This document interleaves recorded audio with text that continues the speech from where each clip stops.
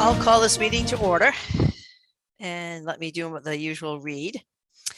Excuse me. Before we get started, let's introduce everyone on this meeting. I'm Sandy Brock. When I call your name, please confirm you can hear me by verifying that you are present, starting with the commissioners. Betsy.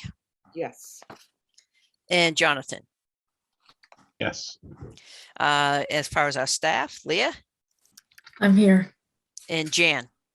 I'm here. And we don't have to list any speakers. Okay. The open meeting of the Conservation Commission is being conducted remotely via Zoom pursuant to Governor Baker's March 12th, 2020 order as extended on June 15th, 2021, with the governor signing of Senate Bill number 2475, suspending certain provisions of the open meeting law. Access information for the public has been provided on the town website. Please note that this meeting is being recorded. Please remember to mute your phone or computer when you're not speaking. If you're using a dial-in by telephone feature, you can mute yourself by pressing *6. As chair, I will introduce each speaker on the agenda. Please note that you will not have screen sharing privileges, but staff can display any visuals per your cue. After speakers conclude their remarks, I will invite each commissioner by name to provide any comments, questions, or motions. After the commissioners have spoken, I will allow public comments to be spoken by participants. Participants must use the raise hand feature by clicking the hand icon at the bottom right of the Zoom menu bar to indicate they would like to speak. If you are using a dial in by telephone feature, please press *9 to raise your hand and *6 to unmute when you are called on. Participants who raise their hand will be recognized one at a time by their name and then will be promoted to speak. Public comments will be followed by commission and applicant responses. Finally, each vote will be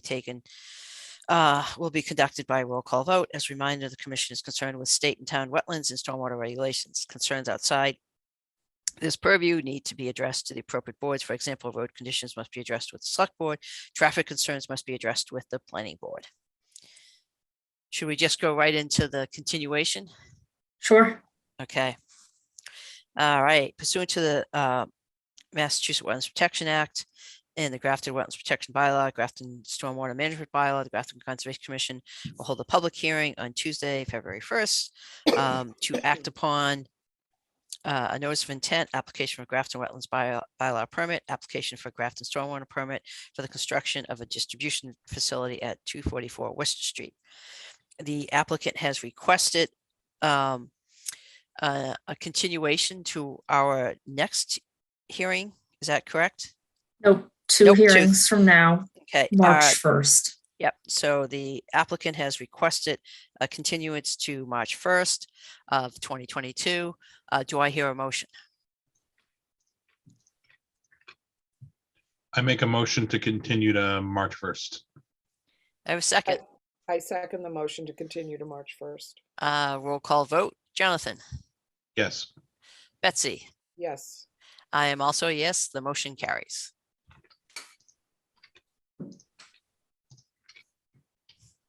Okay. Action items. Let me move this guy. You heard me, right? Okay. All right. The meeting minutes from June 18th. If no one has any comments, recommendations, or corrections, can I have a motion? I'm just going to correct you. It's the meeting minutes from January. We're wishing we were in June. That's fine. I had a little obstacle in the way there. That is correct. We are referencing January 18th, 2022 meetings. Okay. Therefore, I make a motion to approve the minutes of the January 18th, 2022 meeting. Second. Second. Roll call vote. Betsy. Yes. Jonathan. Yes. I am also a yes. The motion carries. Next item, request for extension. Yeah, we have received a request to extend the permits for 41 Wesson Street. They had a previous 2-year extension that expires in a couple days because of the way that COVID told everybody's permits for a little while. Yep. They're now requesting an additional 2 years. We got an update from the owner. He's about 3/4 done with the project. He does have grass stabilizing the site and his no disturb boundary is in place. But he hit a few snags with COVID supply chain issues this year. or this past year. So he wasn't able to finish up the project. So he's asking for another 2 years. That's reasonable. Is there any discussion on this, Betsy? No, is 2 years standard for an extension? The state is usually 3 years. Our local is 2 years. Got it. Then I have no questions. Anything, Jonathan? Nope, it sounds reasonable. Okay, same. Do I have a motion? I I make, oh, go oh, ahead, go ahead. John. no, go ahead, Betsy. You got it. I don't know what we're making a motion. We're making a motion A to, motion on the extension for the remediation work at 41 Weston Street to be extended for a period of 2 years. yep, and it's just, it's, what's the project, Leah? It's just a, Clearing some woods for agricultural fields. okay, great, thank you. Do I have a second? I second that motion. Roll call vote, Jonathan, Yes. Betsy. Yes. I am also a yes, motion carries. Okay. So for Millennium Drive, they needed a wet stamp, a wet signature. I don't have an answer on that yet from town council, but we have the deed signed by the Worcester Business Development Corporation, whatever WBDC stands for. Yes, that you got it correct. You got it Cool. correct. So we have, they have signed their side of the deed, so that it's now a signature page for Concom. We need a formal vote to accept the deed. Jan Okay. can pull it up on the screen if you want to see it first, but we need a formal vote and then it will need to be signed. I have asked if it can be docu-signed. I have not heard back from town council. It will only Okay. need your signature as chair. Okay. Yeah, I mean, I would think DocuSign would be okay. If not, just let me know and I can venture Okay. outside the house and into the cold and come sign it. So Okay. why don't you just bring it up just to make sure everyone remembers which site this is in the land that this is talking about.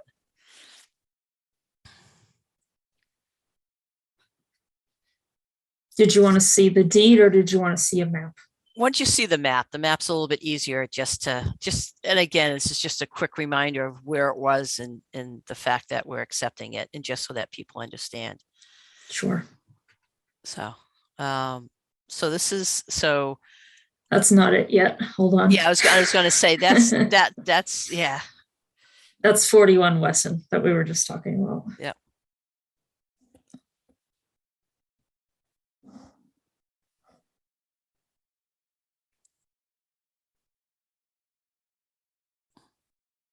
Just as a reminder, this is the piece that is in Centec Park. Yep. So it's the blue one.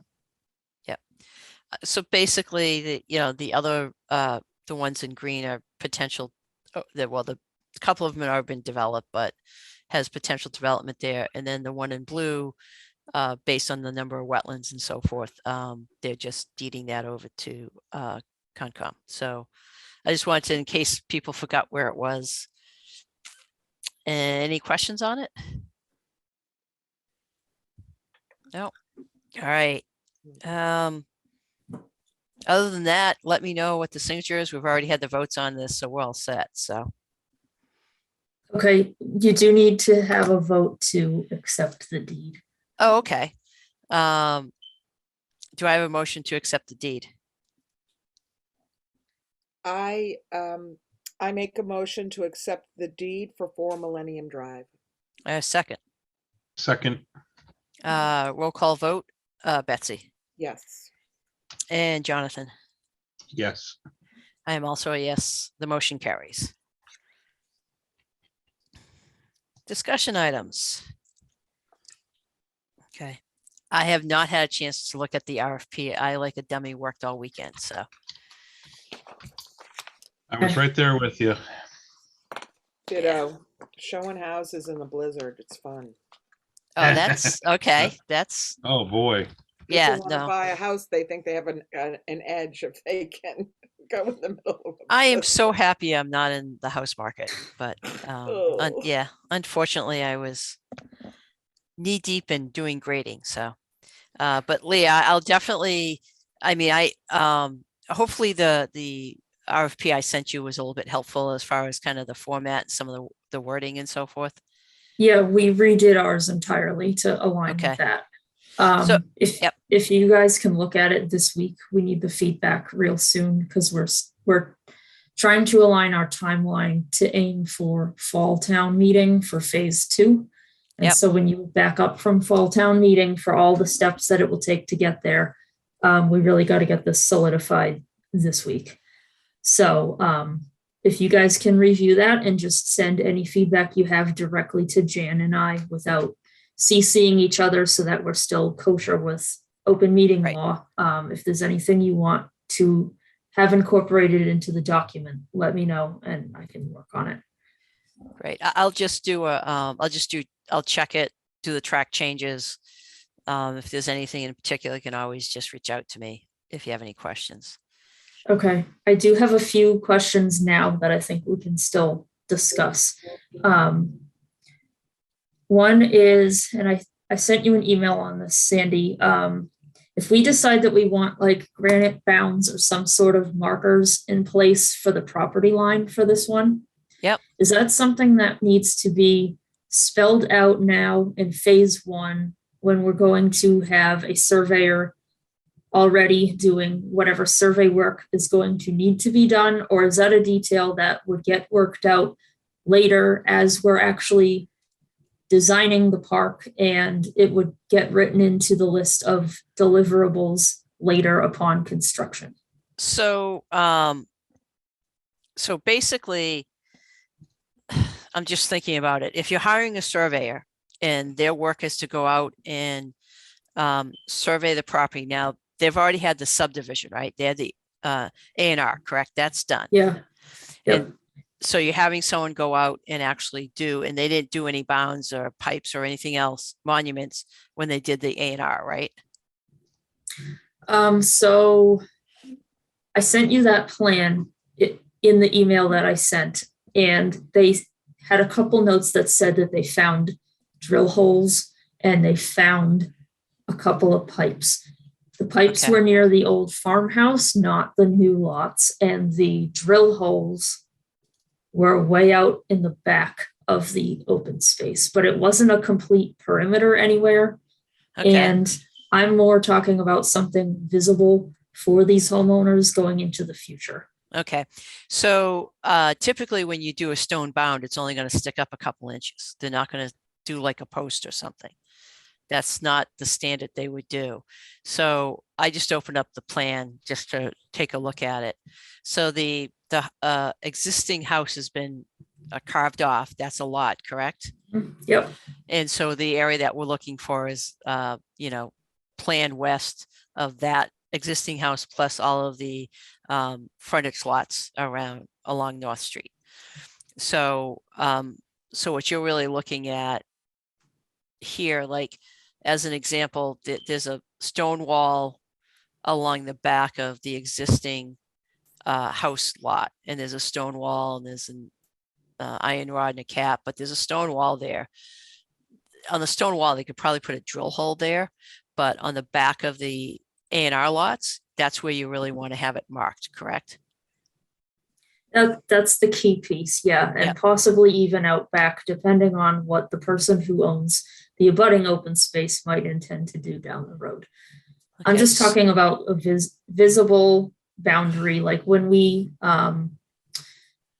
somebody's proposing a subdivision and they're planning on having open space behind houses, we require in our conditions granite bounds and signage to make homeowners Okay. aware of where that boundary is. So I'm just talking about something like that. And I didn't know if it needs to be talked about now because a surveyor comes out in phase 1, or it still gets handled later with the rest of construction.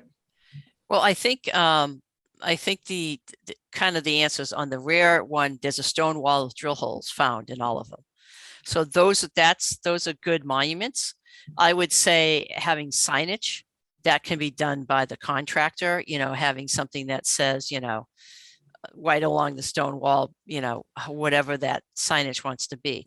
Now, along the back of the frontage lots, other than the existing house, which has a stone wall, then I would say you'd want to put some sort of iron pins, and then you would, somehow you can put a visual observation.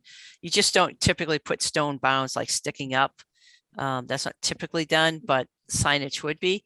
But I think this is the time to put in monumentation along the back of those lots, because it'll be good for them to see it. And there's nothing along there that delineates the boundary like the stone wall does for the rest of the parcel. Okay, so if I'm hearing you right, the monumentation for the frontage lots should be detailed in the RFP that's going out now, versus hanging of signage and that sort of thing would be a Right. detail we would work out later. Correct. So the monumentation needs to be done by a professional land surveyor. They're the only Okay. ones that can set it when it has to do with property lines. Okay, The And you signage don't- is something different. right.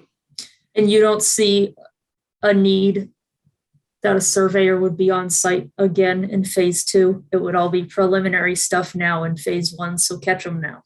You got it. Yeah, I don't see, for a project like this, I don't see any kind of follow-up survey work that needs to be done, or as-built, Okay, other than what the contractor would do. okay. Another thing I had was, I guess another thing for you guys to think about offline, but that is if you have any ideas of questions that you want asked of the folks that are going to respond to the RFP, if we're calling them in for interviews and you have questions you want us to ask them, please start sending me those ideas. Okay, I'd be happy to do Um, that.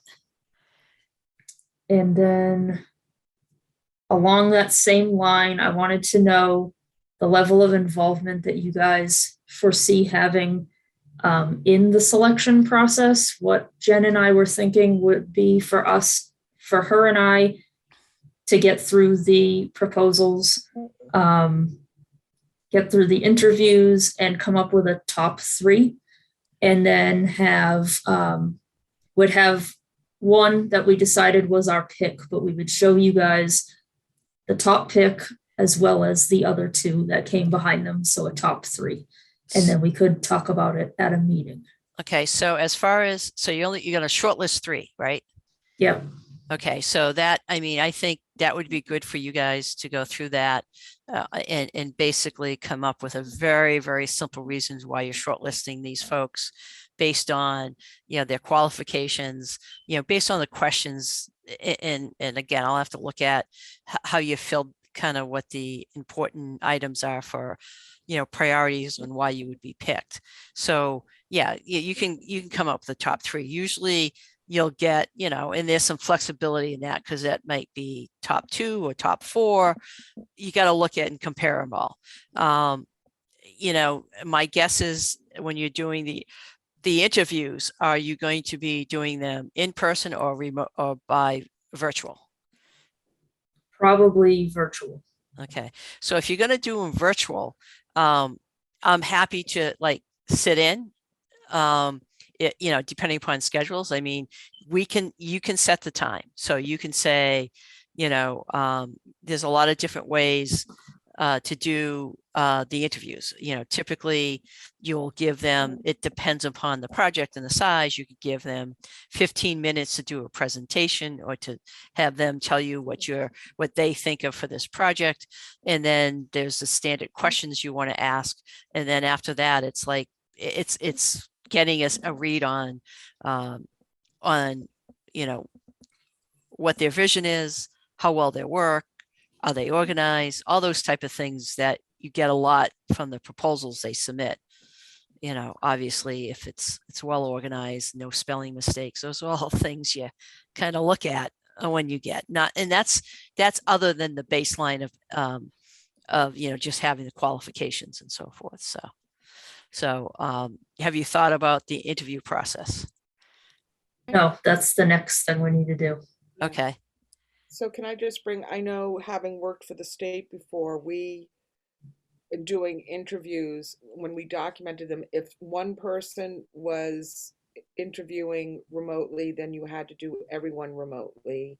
You had to keep the level playing ground. Yep. So I don't know if there's any regulations regarding that in terms of interviewing vendors, doing RFPs, but it's worth just double checking because there is an unfair advantage if you do one person in person and then, three people.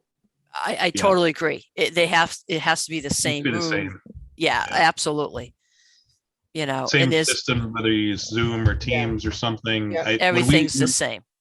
we've been interviewing, so, Consigli, the company I work for, we interview for projects constantly. And a lot of the owners now like the digital interview. So the one thing that I would look to maybe spell out would be, if it's a 45-minute interview or an hour or whatever it might be, are we going to mingle? Are the people that are sitting in the interview going to mingle in questions? Is it going to be more conversational, or is it going to be you get 45 minutes, then we have 15 minutes for questions? Sometimes it's nice as someone that does a lot of these to know Yep. what the playing field looks like here, because sometimes you have people that want to throw you for a loop. We obviously want to just get the information, and then sometimes it's nice to ask questions during, but then it throws their flow off. So I would, yeah, I'm a big one. Do the presentation, questions afterwards. Yeah. And then if you're on the review side of the interview, if you're doing the interview yourself, then you need to keep your questions as they come up. I would start with the questions that we come up ahead of time, because you want to ask the same questions. And then Right. questions after that is in response to their responses, type of thing. Right. And to Jonathan and Betsy, it's being consistent across all of them. Yeah, Well, that's exactly right. So there are the standard questions everyone would get, and then there's clarification questions, like someone said something and you're saying, did I hear you say this? As opposed to everybody's going to be asked, the same baseline of questions and have the same amount of time for a presentation. Right.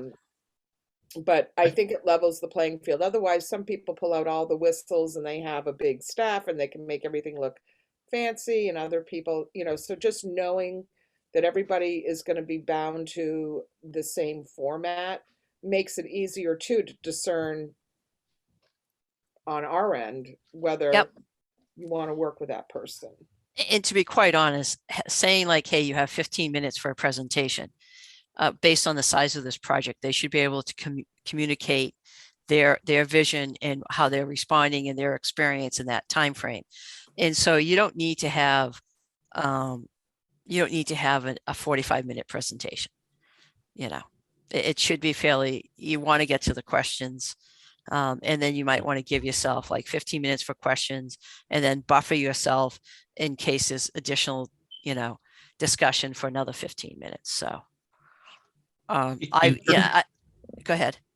No, I was going to say was in terms of that, and I'm in a different realm where we're usually a construction manager, interviewing for a potential project with a client. So it's a little similar, but still different. But we typically, sometimes they'll push questions out to us ahead of time. So we'll have a list of questions. And again, it could be the boilerplate stuff, but sometimes the best questions come up during the interview itself. They say something like, to Betsy's point, and then you want to react, you want to ask them that, what did he mean by that or whatever. But usually the last interview,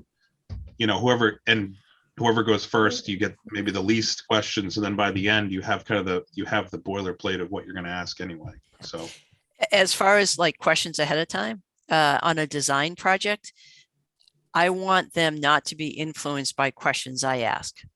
I Sure. don't want, you'd rather you see. want them to cater to you. Yeah. You don't want them to cater to those questions only. Yeah. So you want to see 3 original ideas Right. and not their perception. I mean, they're going to get some of the scope, but you want to give them as much freedom. I mean, this is a landscape design. So Yep. let them, do their Right. thing. And if you do the question thing too strictly, then you're not going to get their character. And would they have thought of this if we hadn't asked them the question?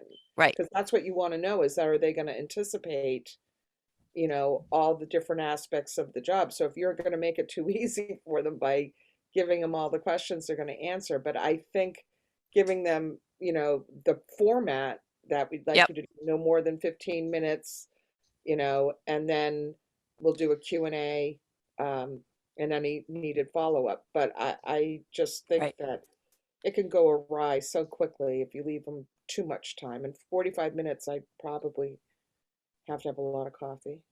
Yeah. And again, that's a 15-minute presentation, 15-minute questions and a buffer. And then you Right. schedule them each Right. hour and Right. so forth. And yeah, I mean, this, again, for a project like this, hopefully you'll tell out right off the bat how much time they spent on it and how invested they are in it. So, It's like your senior high school project. yeah. So, but anyways, it's, I'll be very interested to see the folks who actually submit in their qualifications. So, Okay. The last question I have for you guys on that subject is, I think I told you that I talked to Art about, would he be able to work with us for the updated delineation on the property? He is willing to work with us at a reduced rate. Hold on one second, I will find the actual amount for you guys. Leo, will you clarify to me who Art is? Art Okay. Allen is with Ecotech. He's our peer reviewer. Okay. he's a wetland scientist that does the delineation. Okay.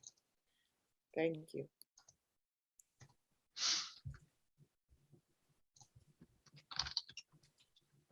Where did I put it?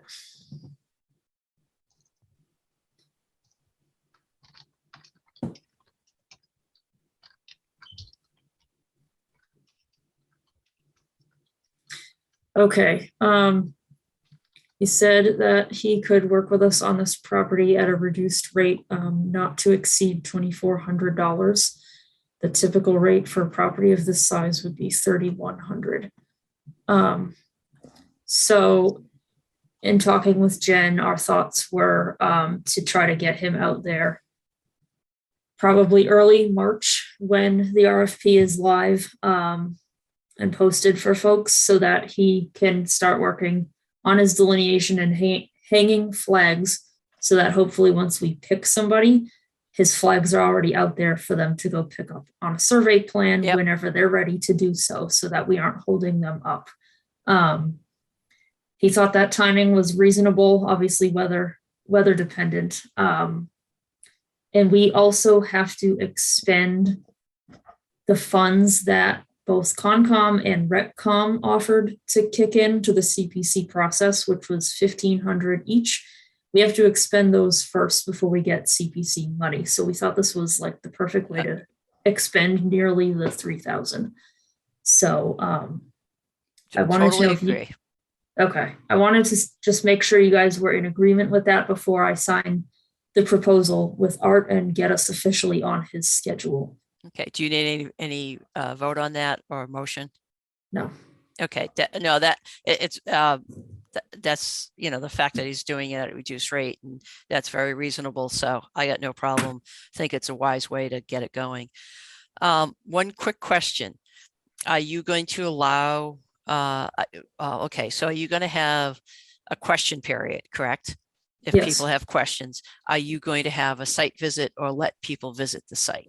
Yeah, we have a pre-bid meeting on site. Perfect. Okay, then forget the questions I was thinking of. You got it covered. Okay. Oh, you had put out one other question about where to, how to advertise this. Have you kind of determined what you're going to be doing for that?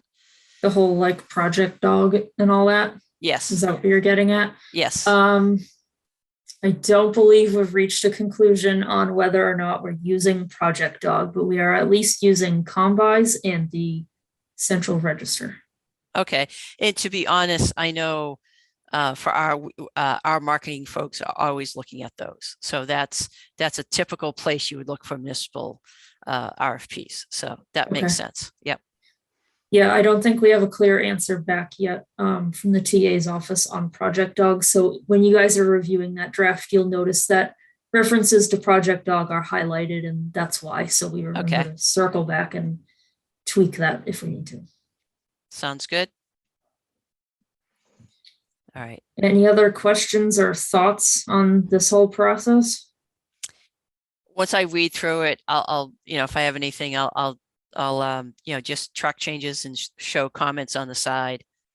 But it sounds like you've kind of addressed a lot of the typical questions and so forth. So.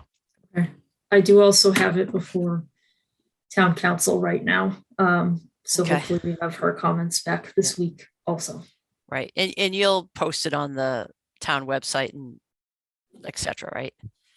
Yeah, like Okay. advertising that it's live. Yeah. Yep. Okay. I'm good. All right. That's all I have. Wow. Cool. Any Can reason to extend this meeting at all? Well, I just wanted to give an update on the LQC meeting I had last week. Okay. Lake Quinn-Sigmund. Yes. So Leah, thank you. Extended from Peter Collins, and he was tickled that we were able to provide funding for the weed management project. So thank Awesome. you for making that happen and making it so simple. And I think they didn't expect anything, so it was just it was Christmas late, I guess. But he just wanted to make sure I publicly thanked you, and I would have done that anyways. So thank you. No problem. That's Now great. I That have got to learn what all those milfoils are. And I've asked him for like a primer reference. on milfoils because there's like 5 billion of them. And Yeah. but thank you. Yeah, and they talked a little bit about that at CPC, but they also talked about actually doing the RFP and so forth at the CPA. I'm sorry, CPA. And that's Meeting. acronym for Community Preservation Act, and it's Okay. CPC, Community Preservation Commission. Got it. Committee, I think it's called. I'm learning. Yep, that's okay. I've been on it for a couple of years and I'm still learning. Yeah. So, but it was nice to be able to have nice news, and it was nice to be given like a feel good. It's like I was thinking, well, it's not 30,000. He's like, we are just tickled. So thank you. Glad to Okay. hear it. Yeah, anything else other than that, we can have the last motion. I'll make a motion to adjourn this meeting. I have a second. There we go. Roll call vote. Betsy. Yes. Jonathan. Yes. And I am also a yes. Meeting is adjourned.